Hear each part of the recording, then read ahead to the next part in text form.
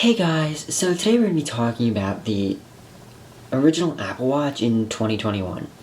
So, for those of you who are unaware, this Apple Watch was released back in April of 2015.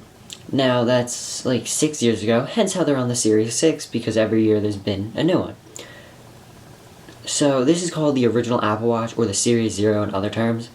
So if you do look it up, they did release also other colors at their September event. So a few months later, in September of 2015, with the addition of the iPhone 6s, they came out with new colors like gold and rose gold to match the new phones.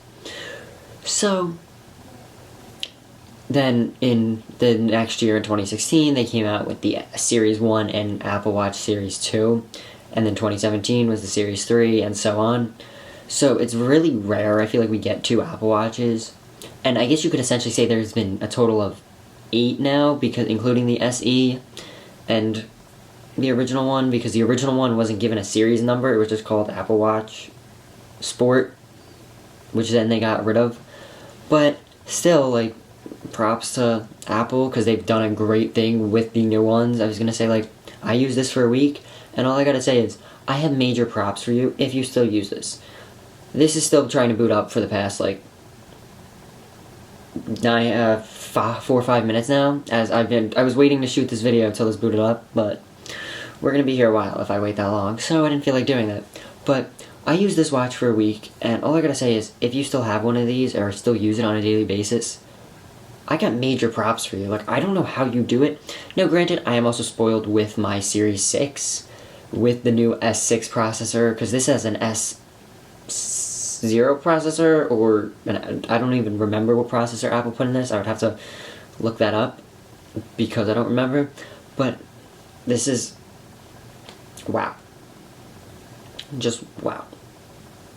Like, now this watch also does lack features that every Apple Watch basically after it does have. So this Apple Watch was not waterproof. It was basically just the most waterproof it was washing your hands. If it got a little wet, that was fine. But if you like took it in the pool, same with the Series 1, it would most likely not make it out on you. But everyone after the Series 2 up to the Series 6 is all waterproof, up to 50 meters.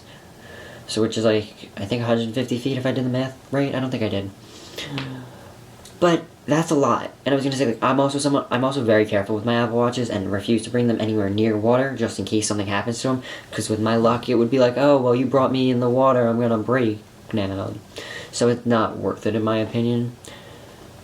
And like, just also, something I really miss out on is like, or I missed out on for the week I used this, was the health sensors. So, this Apple Watch has the first generation heart rate sensors, while the Series 6 has, I believe they're now on the 3rd generation heart rate sensor, and they've also redone it on the Series 6 to include blood oxygen tracking and also the EKG, which is not present on this one, as well as cellular. Now, personally, I believe cellular is kind of a waste, which is why I've never gotten it on any of my Apple Watches, but if you decide to get it, it's a great investment if you're someone who's away from your phone a lot, or even if you're getting like one of the like higher up ones, like a titanium or just an Apple Watch edition even.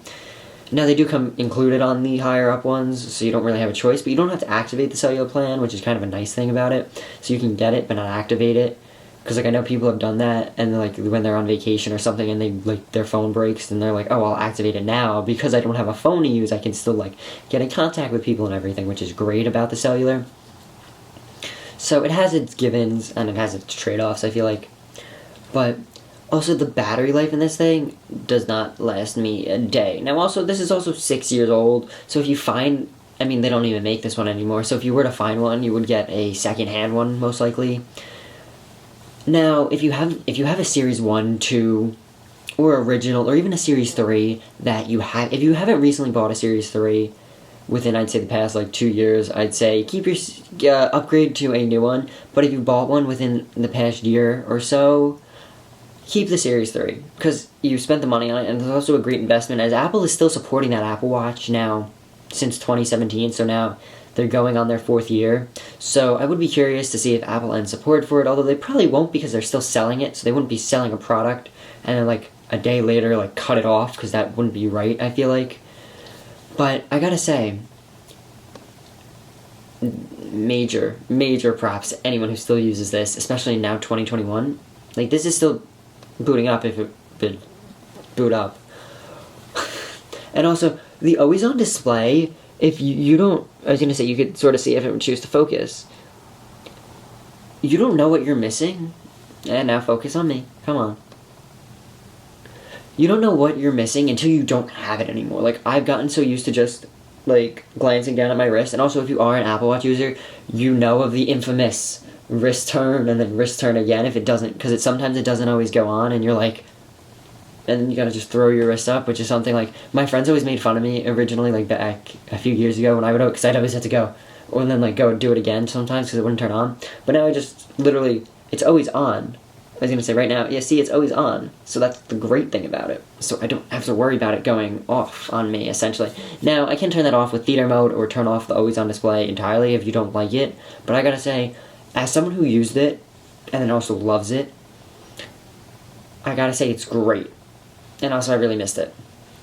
And also, if you've used the newer heart rate sensor, and the EKG, and also even the blood oxygen and sleep tracking, like, that's something I missed out on with this watch because it doesn't have any of that. Like, this Apple Watch was the basic Apple Watch from back, or when they released it back in 2015. Like, it received phone calls, text messages. It also had an Instagram app, which is, like, bizarre. And also, this watch is no longer supported with watchOS updates. So this one ended on watchOS 4.2.3. So it can pair to an iPhone running 14.3 at the time of filming this. 14.3 is the latest public release version, unless you're running the beta program, although I think you can still do it on the beta program. But I have this one paired to my 12 Pro Max right now. I've had it paired to my 11 Pro Max. I had it paired to my iPhone XS Max, and even my iPhone X. I don't know why. It was a lot of effort just to get it to boot up every time. But I've done it, and it's been paired to all my phones, actually, so I've kept it.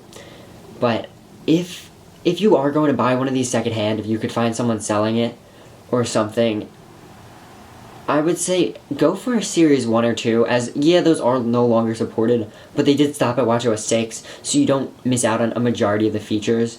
And also, comparing this 38mm to my 44mm, which isn't a fair comparison, as this one is equivalent to the 42mm one, just without the bezel, and this is equivalent to the 40mm because I decided to, as I got older, I wanted the bigger watch because, well, I never realized how much I use my watch till I was fiddling with this one, trying to use it for a week. But I gotta say, major props, again, major props to anyone who still uses this in 2021. Just wow. But anyways, that's it for me, so I'll talk to you guys in the next one. Peace.